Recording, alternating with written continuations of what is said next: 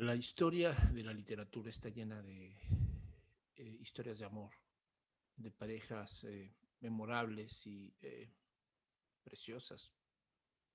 Dante con Beatriz.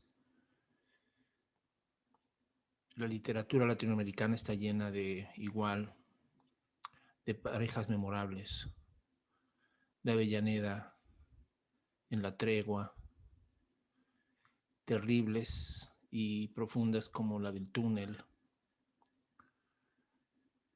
Eh, pero para mí no hay una relación amorosa más significativa, más metafísica, más profunda y más sugerente que la de la maga y Oliveira en Rayuela.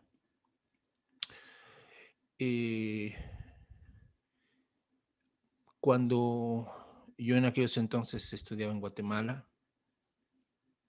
estaba en un seminario y le pedí a mis padres que si podían hacerme llegar un volumen de Rayuela, ¿no? Estaba al mismo tiempo estudiando literatura en las tardes en una universidad allá y por las mañanas en el seminario. No sabía todavía lo que iba a pasar en mí con esa conjunción de saberes tan disímbolos. Pero lo impactante para mí inició cuando fui al aeropuerto a recoger el volumen de Rayuela que mis padres me habían mandado. Yo apenas estaba iniciando mis 20s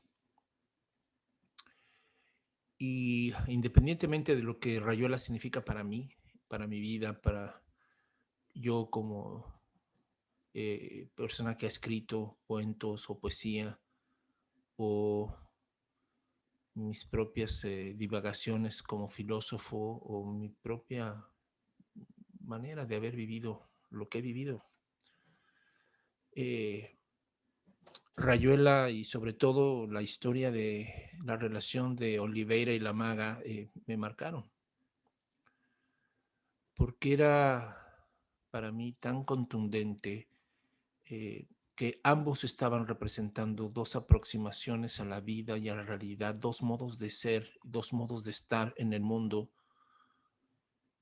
que se atraían, pero al mismo tiempo, como en la literatura de Cortázar, pasaban, digamos, por vías paralelas que no se cruzan, aunque se acompañan, pero no llegan a cruzarse, no llegan a detenerse en algún punto. Y así fue la relación y así era para mí cuando yo leía esas conversaciones, esos encuentros casuales. Y me daban a mí la intuición de que la maga representaba con Oliveira una relación que no se podía institucionalizar, es decir, que no podías idealizarla como un matrimonio, pero tampoco como un noviazgo, ni tampoco a la manera tradicional de los amantes, sino que Oliveira y la maga eran otra cosa, un poco de todo eso y más. Es decir, Cortázar estaba rompiendo con una serie de esquematismos y una serie de, digamos, anquilosamientos imaginativos con los que pretendemos agotar nuestras relaciones. Y la magia, eh, el reto, la desesperación, la ternura, el candor, la pasión de toparse con un ser así evanescente, irreflexivo,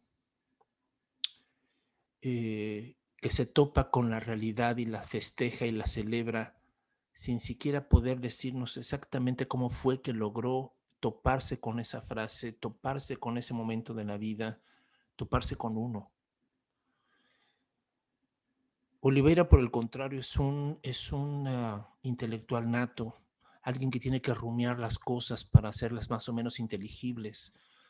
Para Oliveira, el mundo es más producto de ese afán intelectual de quererlo someter a categorías, de no poder renunciar a eso sin sentirse un fraude, pero al mismo tiempo sabiendo que ese ejercicio y esa actividad intelectual de la que él tanto se ufana y que tanto utiliza para encontrarse con las cosas, está destinada al fracaso. Y entonces ahí la maga que representa a ese otro modo, digamos, tal vez una palabra que no corresponde tanto a la maga, esa especie de inocencia, esa especie de candor, esa especie de ingenuidad con la que la maga baila con la vida y hace piruetas y versos y poemas y ni siquiera se da cuenta.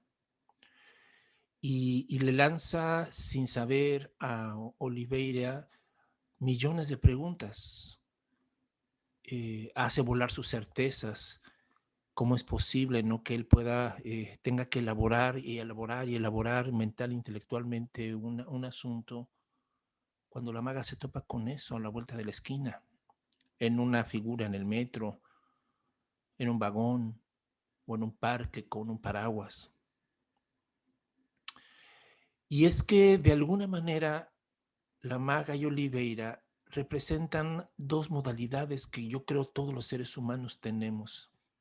Todos tenemos a una Oliveira y a una maga dentro de nosotros. Y creo que Oliveira es más como digamos, la parte más reflexiva, más racional, pero no en un sentido académico ni científico, sino tal vez como alguien que sabe que tiene que subirse a ese caballo y domarlo, pero sabe que va a fracasar en el intento, pero que no puede dejar de subirse y de intentarlo. Ese tipo de razón, ¿no? Ese tipo de razón salvaje, escéptica, tal vez hasta cínica, poética, pero al mismo tiempo profundamente desencantada.